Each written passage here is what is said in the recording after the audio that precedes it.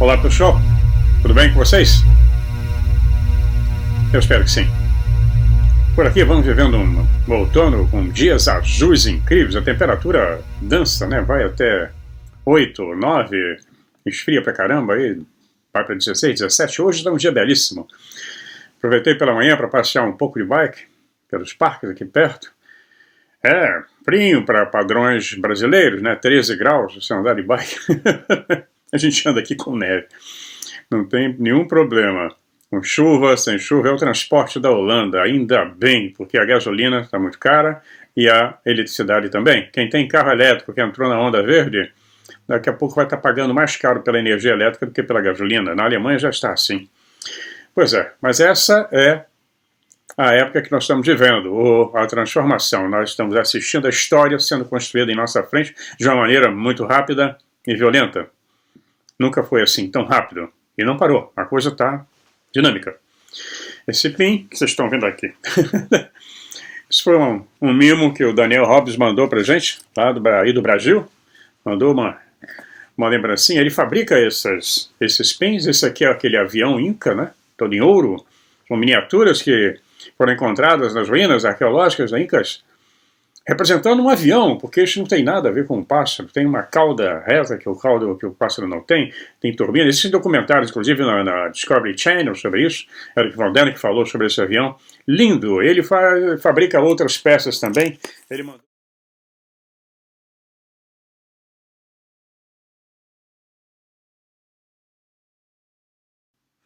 A Madalena também ficou muito feliz. Ela recebeu uma gargantilha, um cordão, né, com a Isis.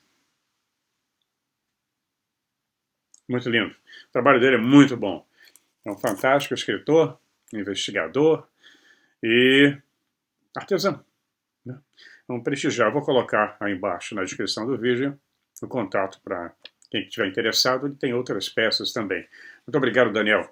Nós ficamos super orgulhosos e felizes. Esse pin deu uma viagem, volta ao mundo quase, porque ele saiu do Brasil para o Canadá para vir para cá, porque os transportes do Canadá aéreos para o Brasil não estavam sendo feitos. O correio disse que não podia entregar na Holanda. Não tem como entregar porque não tem avião.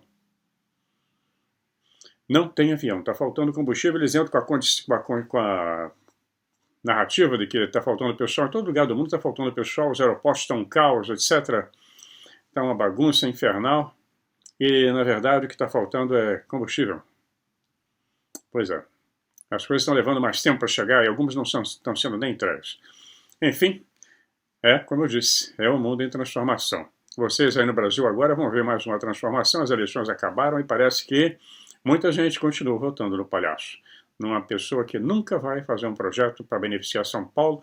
Terceira vez que é eleito, já sacaneou todo mundo na cara de pau, disse que ia embora, voltou. Coloca um suplente no lugar, vai ganhar mais de 100 mil reais por mês, tem aposentadoria garantida integral, sem descontar imposto de renda, quem vai pagar é você. E esse cara vai cagar regra na sua vida. Eu avisei. Depois não reclama, né? Pois é, esse assunto não tem nem o que discutir. Né? As mesmas porcarias quando ele...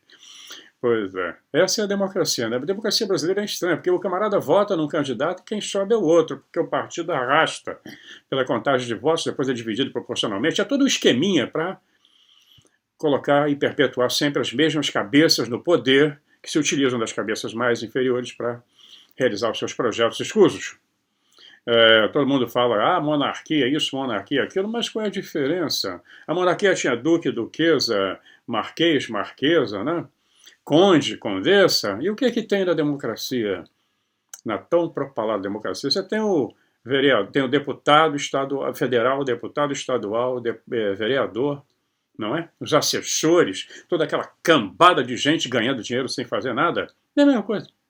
Tem uma vantagem, a monarquia é muito mais charmosa, muito mais bonita, e a gente sempre pode cortar a cabeça do rei. Enfim, vamos lá. Pois é, vamos continuar.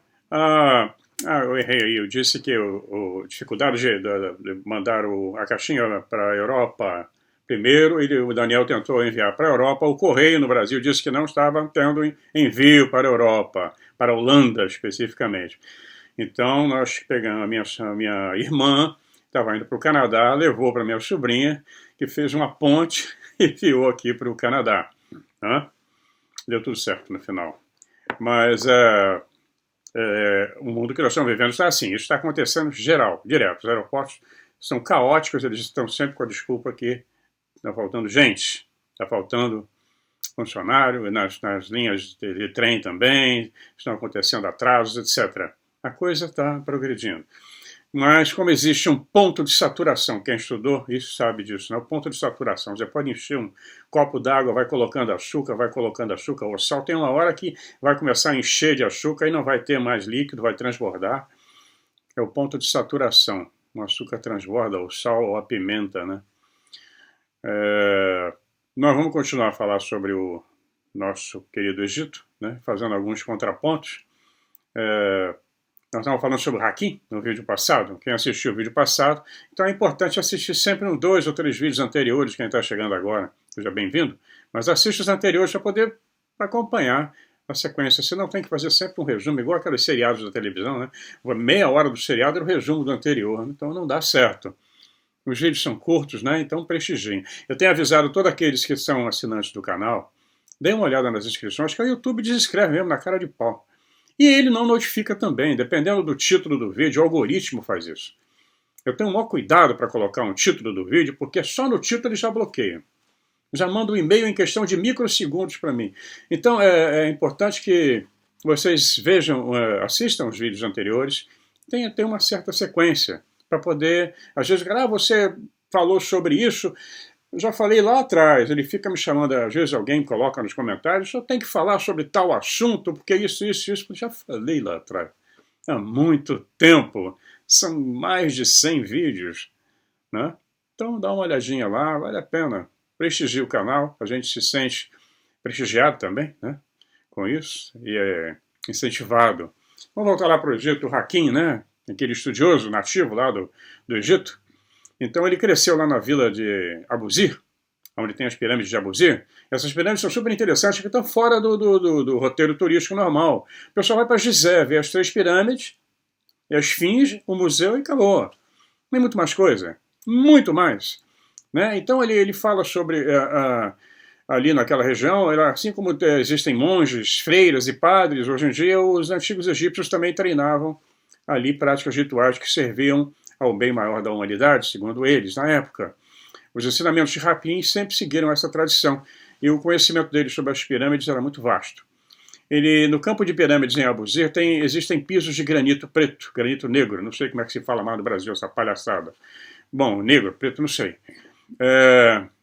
Mas da mesma forma, o templo a leste da grande pirâmide também tem esse tipo de lindo piso preto. Há também maciços blocos de granito vermelho, pode falar vermelho também, acho que não tem problema não, né? Perfeitamente cortados e situados por toda parte. Isso para não mencionar as fileiras de poderosos pilares de granitos. Então parece que Abusir teve um papel importante em relação às estrelas, pois lá o layout dela está ligado ao sistema de Pleiades, do estelar das Pleiades, como eu falei no vídeo passado. São as 7 estrelas, né? Então nós temos a pirâmide de Djoser, né, ladeada por grandes pedaços de cristal de quartzo, né? Nós vimos a pirâmide de Dashur, também é outra, vou mostrar as fotos de cada uma delas agora, com 3 câmaras de sepulturas, né, câmaras mortuárias, em cada uma delas, são 9 ao todo. Então a história diz que foi o Sneferu quem construiu. Para que ele precisava de tanto túmulo, né, dentro das pirâmides? Nunca foram túmulos. Ele teria 9 possibilidades de opções para se enterrar em qualquer uma delas, né? Não faz o menor sentido. Já foi falado várias vezes aqui que os egípcios, depois da 18ª dinastia, por aí, eles já se utilizavam dos túmulos de outros faraós, esvaziavam e colocavam lá a sepultura dele. Raspavam o que estava escrito lá com os hieróglifos, colocavam uma camada de argila ou de um polímero que eles usavam, gesso, e faziam tudo de novo. Isso era muito comum. Então, essas pirâmides nunca foram tumbas. Tem uma explicação baseada em evidências visíveis da sua construção. As pirâmides seriam impossíveis de duplicar, com toda a tecnologia que nós temos, duplicar essas pirâmides hoje, né? É muito difícil, e usando o mesmo material. As câmaras das pirâmides são harmonicamente sintonizadas com uma frequência específica ou um tom musical. Isso foi documentado foi documentado por várias experiências. Quem transita nessa área fora da caixinha sabe que existem curas efetuadas pelo som. Técnicas que podem restaurar o corpo para a harmonia correta. Né? É o Om, a meditação transcendental, tudo isso. Uma bela música. Não funk, funk não. Funk não eleva o espírito de ninguém. Funk toca na porta do inferno. Então, nós vamos ver que essas teorias confirmam que... Quer dizer, as teorias não confirmam. As teorias dizem que as pirâmides teriam energias que seriam capazes de restaurar a harmonia do corpo humano, trazer para uma harmonia correta. Essas cavidades que existem nas pirâmides poderiam ser usadas para a cura, isso é uma hipótese. Ou apenas para produzir energia, ninguém sabe. Isso tudo combina com as afirmações de Raymond Rife, que foi um cientista e inventor do início do século XX. O Rife provou que usando frequências harmônicas, agentes cancerígenos poderiam ser destruídos, né, desde que você localizasse essa frequência única na pessoa e ali no local. Como essa descoberta não era lucrativa, todo mundo sabe o que acontece com quem descobre isso, né? A indústria farmacêutica e médica, o complexo industrial farmacêutico, que é poderoso, é mais poderoso que os desarmamentos, bem poderoso. Nós vimos aí 2 anos como é que nós ficamos. O trabalho dele foi suprimido. Mas não podemos fazer nada. Infelizmente, assim como Tesla, né? Rife é um homem esquecido, mas a sua incrível pesquisa valida o que os antigos egípcios pareciam saber sobre esse tipo de cura há milhares de anos.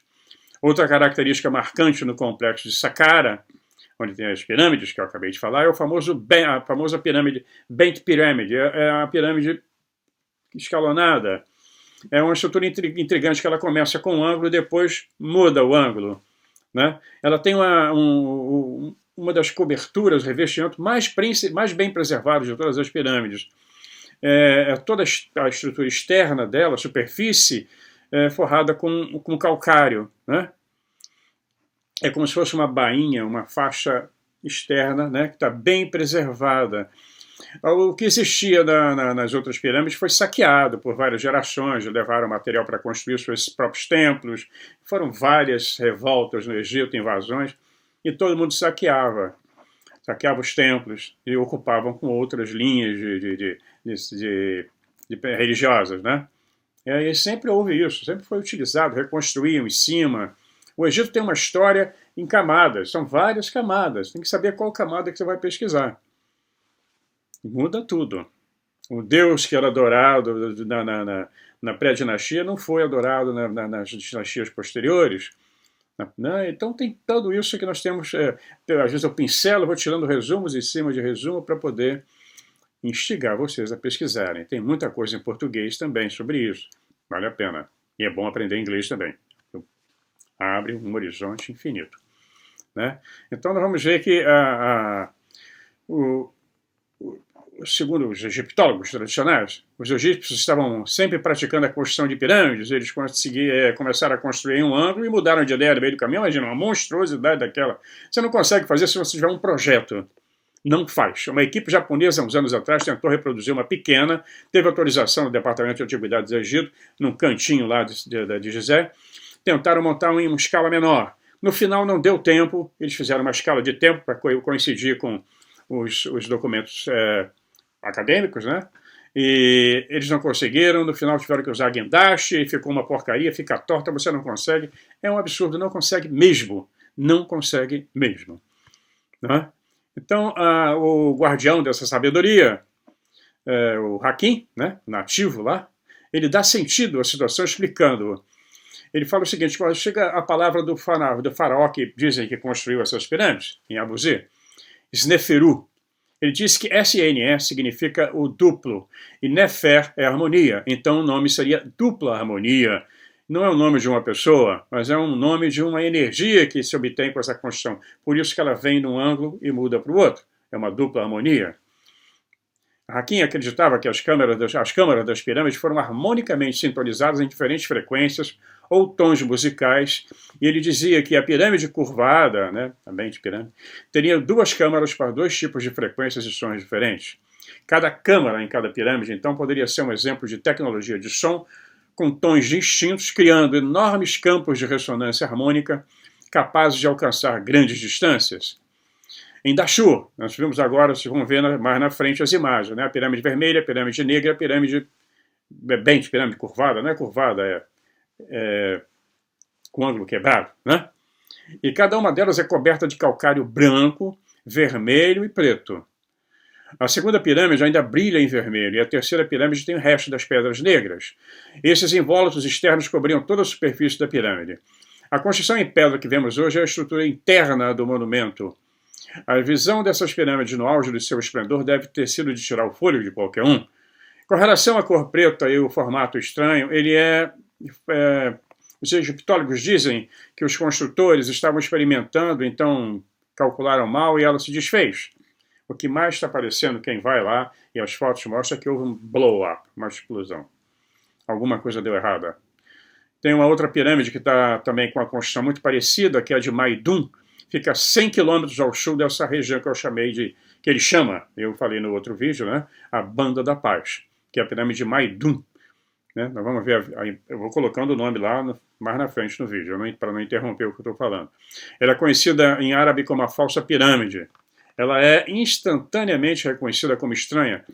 Perto dela tem uma mastaba, onde eles faziam os enterros, os funerais, né, que pertencia a um nobre desconhecido. A mastaba é um tipo de túmulo de pedra egípcio antigo.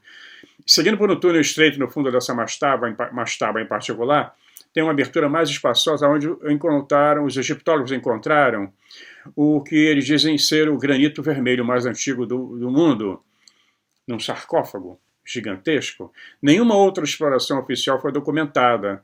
Então, examinando o terreno do deserto fora da pirâmide, a gente pode ver que tem vários pedaços de pedras de granito preto espalhado pela areia ao redor de toda a área, e alguns pedaços brilhantes que sobreviveram a uma antiga catástrofe. O chão é revestido de pederneiras de cor também escura. Pederneira é uma pedra que você bate uma na outra como se fosse o granito e sai fagulha. Uma inspeção mais próxima mostra que elas estão escurecidas na parte superior, mas quando elas são desviradas, a parte inferior é de uma cor diferente. Então houve uma queima, ela queimou mesmo, por isso é que escureceu. E Maidum não é o último lugar que parece ter assistido uma explosão. Existe uma grande rachadura na pedra sólida da pirâmide vermelha, que teria exigido uma força enorme para quebrar a rocha sólida. E há também uma rachadura na câmara subterrânea da grande pirâmide, e outra na grande galeria, perto da entrada da Câmara do Rei, bem como manchas de queimaduras químicas manchando as paredes da pirâmide vermelha. Então, alguma coisa aconteceu. Tem 1000 histórias em cima do que pode ter acontecido. Uma guerra galáctica, uma explosão solar violentíssima, como aconteceu agora essa semana, uma bem grande. Mas uma tão grande, uma da corona solar, uma injeção de corona solar, atingir a Terra e queimar uma região toda. Ninguém sabe. Mau uso. De repente, aquele tipo de equipamento que era usado dentro das pirâmides, alguma coisa deu errado? Uma guerra? Não sabemos. E teria sido exigida uma força gigantesca para quebrar a rocha sólida, né? Então nós vamos ver que o Departamento de Antiguidades do Egito, na Grande Pirâmide, que tinha essa pedra escurecida negra, foi limpa completamente, as paredes foram restauradas pelo Departamento de Antiguidades e colocaram um granito rosa lá. Entendeu? Como é que se muda a história? Vamos disfarçar isso aqui. Ninguém sabe que está queimado, faz o revestimento aí. Pois bem, hora do chá. Então, tem evidências, todo mundo sabe, que o Departamento de Antiguidades do Egito está apagando evidências sob o pretexto de restauração. Então, essa história mais conhecida do Egito, ela chegou até nós através de Heródoto, um historiador grego do século V a.C., quer dizer, 500 anos antes de Cristo. Nós temos mais 5 mil anos lá para trás ainda. Então, ele escreveu toda a sua perspectiva, tudo que ele pôde entender, interpretar, né? Ele pegou da população local, né? Com a ajuda da população local, as histórias que eram contadas para ele. E nós temos repetido essa história desde então, os historiadores, os egiptólogos, etc.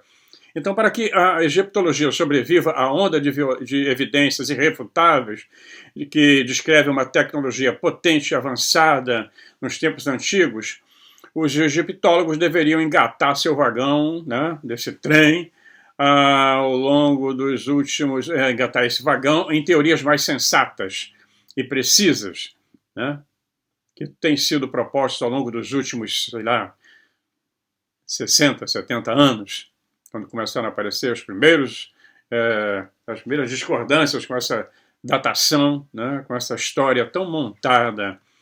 Então, por milhares e milhares de anos, essas pirâmides e as esfinges permanecem lá no deserto como sentinelas, só olhando a humanidade, vendo a história passar na frente delas.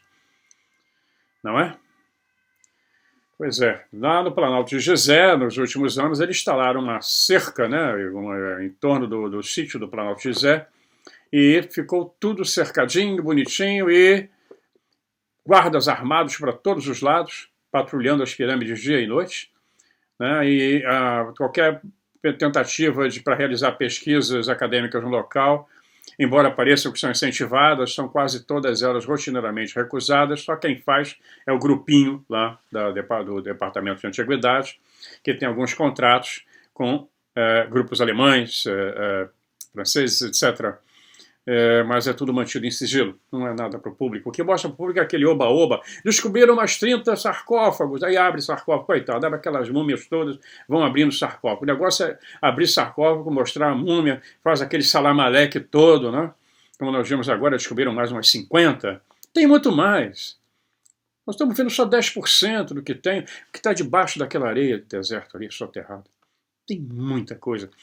E com certeza mudaria a nossa história. E de uma forma muito melhor do que estão fazendo agora com esse conflito. Então, os turistas agora já não podem tirar fotos no Museu Egípcio. Eu pude tirar foto no Louvre, só não pode usar flash, né? E nem o tal do stick, né? Pau de stick, aquele pau de selfie. Tem. Aquilo ali não. Perigoso. Então, os monumentos do Egito, todos nós sabemos, são patrimônios mundiais. Mas o acesso de pesquisadores sistematicamente restrito, então dá para ver que tem muita coisa que eles não desejam que o público saiba, né? Então grande parte do Egito Antigo permanece desconhecida, mas novas descobertas estão sendo feitas graças ao avanço da tecnologia de câmeras de satélite, infravermelho, radar de varredura horizontal, radar de penetração no solo. Então teve um programa na BBC já tem algum tempo, em 2011, um jornalista francês, Cronin, ele observou que 17 pirâmides perdidas estavam entre os prédios identificados lá no meio das cidades. Tem pirâmide embutida ali no chão, escondida, né?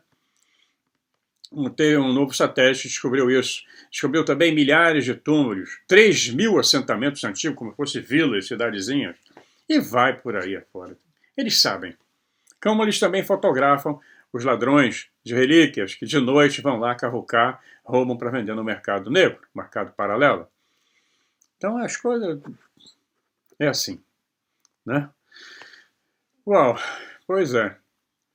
Um trabalho pioneiro foi feito pela Universidade do Alabama, em Birmingham, pela egiptóloga norte-americana doutora Sarah Park. Ela analisou imagens de satélites que orbitam a 700 km acima da Terra, e equipada com câmeras, com um equipamento super sofisticado, que podem localizar objetos com menos de 1 metro de diâmetro na superfície da Terra. E usou também a imagem infravermelha. Essas imagens mostram vestígios de estruturas enterradas que podem nunca ser escavadas, vão ficar lá. E tudo isso em nome da proteção de locais sagrados, e vai aquele blá blá blá todo. As autoridades egípcias estão impedindo o mundo de aprender a verdade sobre o nosso passado antigo. Apesar de regulamentos estritos sobre que tipo de pesquisa é permitida, ainda há uma quantidade extraordinária de evidência que mostra que os antigos egípcios tinham conhecimento sofisticado e que foi perdido. É isso que nós podemos ver nos museus hoje. Tanto é que você vai ao Louvre, ou ao museu aqui de Amsterdã, ou de Leiden, ou Toronto, e nos outros museus que já fui em Istambul, os objetos que estão lá são os mesmos de 200 anos atrás. Não tem novidade mais. Nos livros que falam sobre o Egito, tem sempre as mesmas fotos, as mesmas estátuas, as mesmas esculturas. Assim como Zachariah Sitchin, tudo aquilo que ele pesquisou, você vai no Louvre e está lá. Qualquer um pode pesquisar lá. Vai com o seu dicionário, com o seu lexicon, pode pesquisar, ler, interpretar, para lá no setor de papiros. Não tem vindo nada novo. Tá o que tá, é o que tá. Quando descobre alguma coisa, é retirado, é colocado nos departamentos especiais, etc. E a gente fica sem saber das novidades.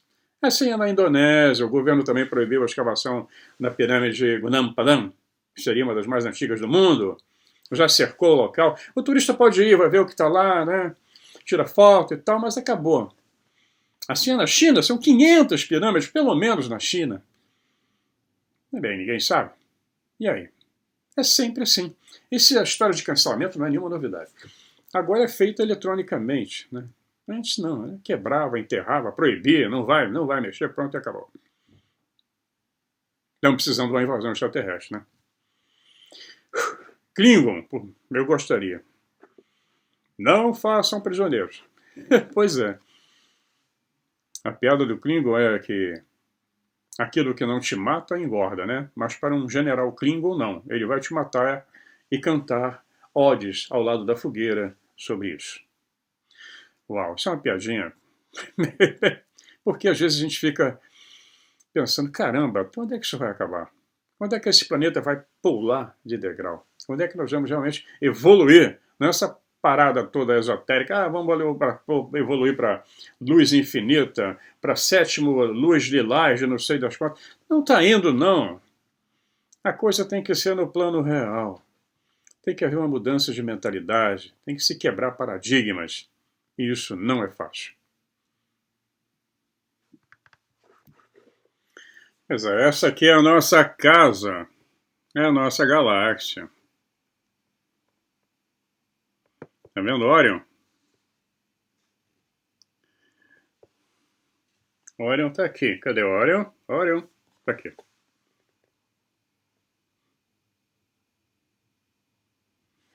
O nosso Sol, bem representado ali, bem amarelinho. Isso aqui comprei no Museu de Ciência aqui em Amsterdã. Nós vamos fazer um passeio lá. Depois eu vou botar algumas fotos para vocês verem. Um museu fantástico, interativo, muito bom. Mas a história continua. Vamos continuar a nossa viagem sobre essa questão da energia das pirâmides, que é muito explorada pelos grupos esotéricos. Tem um outro artefato que foi encontrado no Egito, e não só no Egito, mas na Mesopotâmia também, no Iraque. E eu cheguei a ver alguns deles no Museu de Istambul, no Topkapi. É a tal pilha de Bagdá, né? Bateria de Bagdá, que gera uma carga elétrica leve. Já é sabido que os egípcios faziam galvanoplastia. Como é que você faz galvanoplastia sem eletricidade? Eles faziam cromagens incríveis, né? Então, esses artefatos foram encontrados em várias áreas do Egito, né? Pilhas. Os egípcios parece que documentaram a existência desses artefatos também. Eles são documentados, os egípcios não tenho essa descrição, mas isso é contado por alguns pesquisadores. E eles fizeram experiências. E tem a tal lâmpada de Dendera, que é uma polêmica incrível, essa lâmpada de Dendera, com aquela lâmpada gigantesca em cima de um isolador, né, parece com isoladores modernos de cerâmica, com o fio elétrico, com o cabo elétrico, com o camarada do lado segurando os contatos. Porque ninguém explica como é que eles iluminavam aqueles interiores para pintar. Não tem explicação. Não adianta falar que era espelho, porque eles não conheciam o espelho, era espelho de bronze, e depois de alguns metros a luz se desfaz. Ela vai perdendo a sua intensidade e não consegue. Não dá. Não convence. A conta não fecha. Então, até porque a simbologia da cobra no Egito, nós vamos falar mais na frente, ela é uma representação de energia. Já viu a corrente elétrica? Toda vez que tem uma serpente tem a ver com energia. Vamos ver mais tarde. Vamos chegar lá, acompanhe os vídeos que nós vamos falar sobre isso. Então, durante os últimos 20 anos, os físicos têm pesquisado essa energia sutil que se acredita ser uma força vital universal que funciona dentro e entre todas as coisas. Embora esse estudo seja criticado como sendo esotérico, esses pioneiros físicos fizeram grandes avanços na nossa compreensão dessa misteriosa forma de energia. Um dos campeões do estudo dessa energia sutil é o Dr. Claude A. Swenson. Ele é formado na Universidade de Princeton e também no Instituto Tecnológico de Massachusetts, o MIT. Ele tem PhD em Física. O Swenson ele vem estudando esse fenômeno intensamente e acredita que nos últimos 20 anos, mais ou menos, muitos experimentos foram feitos demonstrando que há um certo tipo de energia que é desconhecido para a nossa atual ciência. Olha o Tesla aí, já falava isso. Essas linhas, ele fala sobre as famosas linhas Ley, linhas de energia. Nossa, isso é fantástico esse estudo. Esses campos de energia invisíveis podem ser encontrados cruzando o mundo inteiro. Olha o paralelo 33. Templos foram construídos em certas áreas onde essas linhas se cruzam. As catedrais góticas medievais, todas eram construídas no entroncamento dessas linhas de energia. Em cima de fontes, todas elas. A Notre-Dame de Paris é uma delas, mas várias, são centenas espalhadas pelo mundo todo. Pela Europa, né? Não pelo mundo. A gótica medieval. É um livro fantástico sobre isso, sobre o Mistério das Catedrais, de Fulcanelli. Eu tenho esse livro, é fantástico. Então nós vamos ver que apenas os reis e os membros da realeza poderiam ser enterrados no entroncamento dessas linhas. Acredita-se que as linhas Ley sejam correntes de energia que circundam invisivelmente a Terra. Certos tipos de rocha, como granito e cristais, são usados para canalizar essas energias, criando campos de energias naturais. Isso foi mencionado pela primeira vez, pasmem, em 1870 por William Henry Black, durante um discurso proferido na British Archaeological Association em Hereford, na Inglaterra. E depois foram tornadas famosas essas linhas energéticas por outro inglês chamado Alfred Watkins, que em 1925 publicou um livro chamado The Old Straight Track. E eu tenho esse livro, ele é de 1925. Ele é a Bíblia, praticamente, do estudo das linhas Leis, né? Embora não apoiada por arqueólogos, como sempre, né? Essa turma continuou a pesquisar a existência e o significado desses alinhamentos até os dias de hoje. Watkins também era fotógrafo e ele foi responsável por uma importante invenção do bimeter, um aparelho que media a intensidade da luz, um dos quais foi usado pelo fotógrafo do capitão H.G. Poynting Scott na expedição à Antártida. Mas desde a época de Watkins, as linhas Ley entraram na cultura pop e como um tema proeminente em livros, televisão, jogos de RPG em todo o mundo. Mas isso é importante. Eu já morei em vários lugares no mundo e em várias casas. Eu sempre sento no mesmo lado da mesa, no mesmo lugar. Tem uma questão energética. E a Madalena também tem o lugar dela. Na cama é a mesma coisa. Na escolha das coisas, aonde você vai sentar, onde. Você tem um alinhamento energético ali, você se acomoda melhor. Pessoas com que você não bate, pessoas com que você tem simpatia imediata. Outras que você tem empatia, outras não tem nenhuma. Essa coisa funciona. O olho grande, né? Olho gordo. Pois é. Eu não acredito em bruxas, mas elas existem. Então, então nós vamos ver que o nome dessas linhas Ley, segundo alguns estudos, ele diz que o Watkins ele descobriu que várias cidades por onde essas linhas passavam tinham a sílaba Ley. Mas se você for ver, ela pode ser Lea, Li ou Lai, né? Talvez ele tenha interpretado mal. Então, acredita que esse nome era o nome que os antepassados davam a essas linhas e caminhos que foram preservados até hoje. Watkins acreditava que em tempos antigos, quando a Grã-Bretanha era densamente florestada, os romanos devastaram as florestas todas, o país era cruzado por uma rede de rotas de viagens, quase todas em linha reta, e que se utilizavam de elementos proeminentes da natureza, na paisagem, que serviriam como pontos de navegação. E essa observação foi tornada pública durante uma reunião no Clube Naturalista de Hereford, em setembro de 1921. Você vê há quanto tempo já se fala nesse assunto.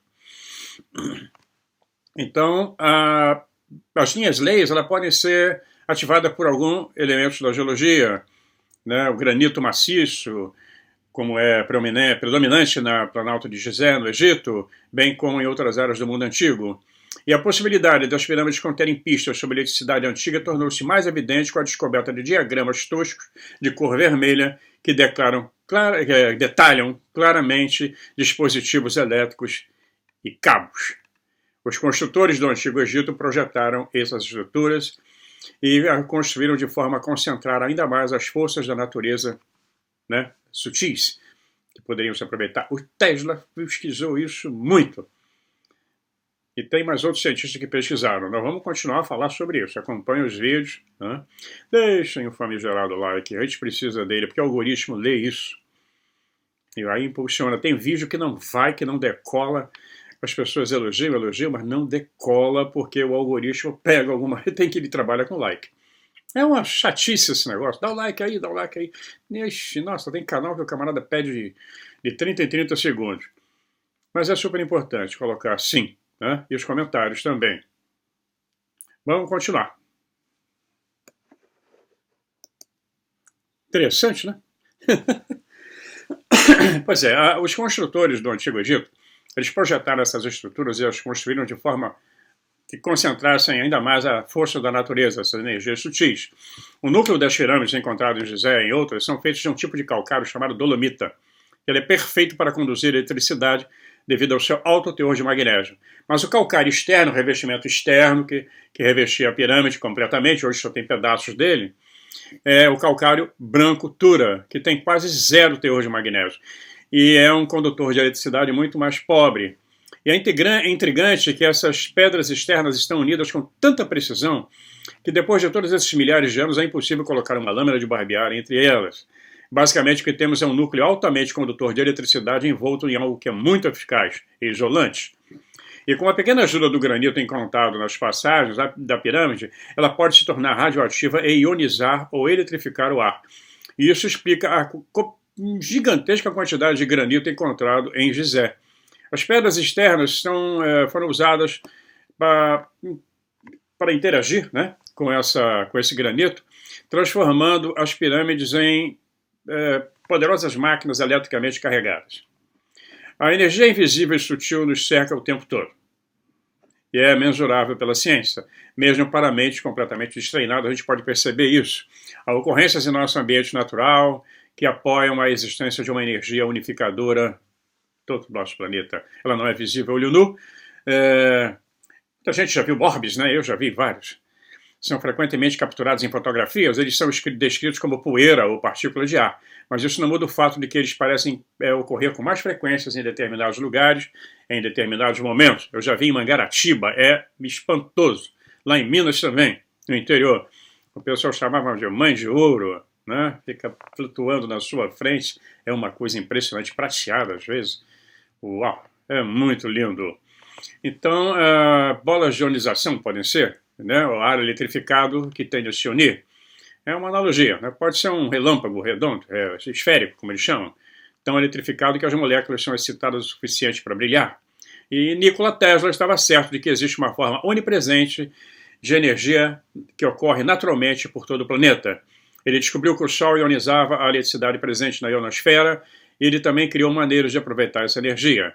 Tesla queria captar essa energia natural e disponibilizá-la gratuitamente ao público, mas infelizmente Thomas Edison, que havia registrado mais de 1000 patentes e cujo trabalho foi patrocinado pelo poderoso sistema bancário, na época, os bancos estão aí até hoje, o JP Morgan, o JP Morgan, se esforçaram para produzir e distribuir a eletricidade paga, criando um monopólio regulamentado para o lucro, isso entre 1901 e 1917.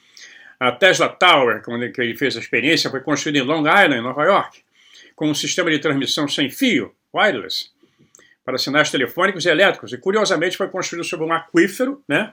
Uma fonte subterrânea com passagens descendentes e túneis por baixo dela. Na época, poucos entenderam como funcionava. E o banco JP Morgan, que parecia estar interessado no trabalho de Tesla parecia estar interessado, até que o negócio deu chato, falou, opa, isso não pode, vai não. E os miseráveis cancelaram. E a torre parou, ele perdeu o financiamento do Estado, interromperam todo o trabalho, embora muitos tenham visto o gênio, tenham visto como ele era um gênio, ele foi levado para a obscuridade, onde morreu sozinho, sem dinheiro, num hotel em Nova York, largado. Pois é.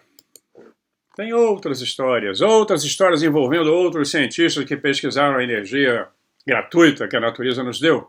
O nosso planeta é um jardim fantástico. Um jardim fantástico. É a joia da coroa. Se vocês olharem na galáxia aqui, onde tem o planeta mais próximo, está a vários anos-luz daqui.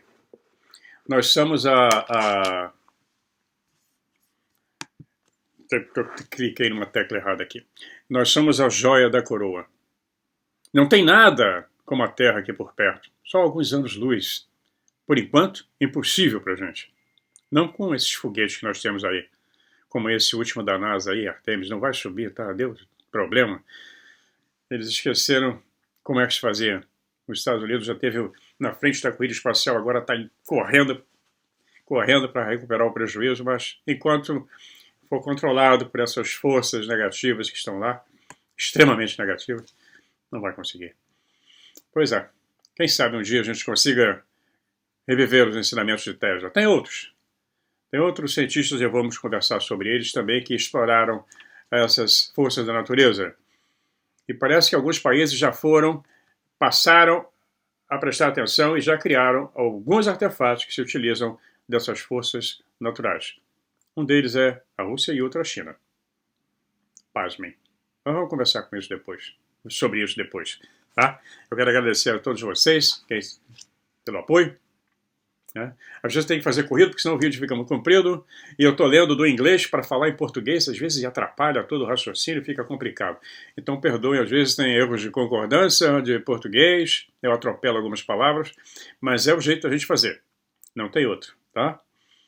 Já é complicado, então desculpem as falhas técnicas, mas nós vamos continuar, vamos tocar esse barco.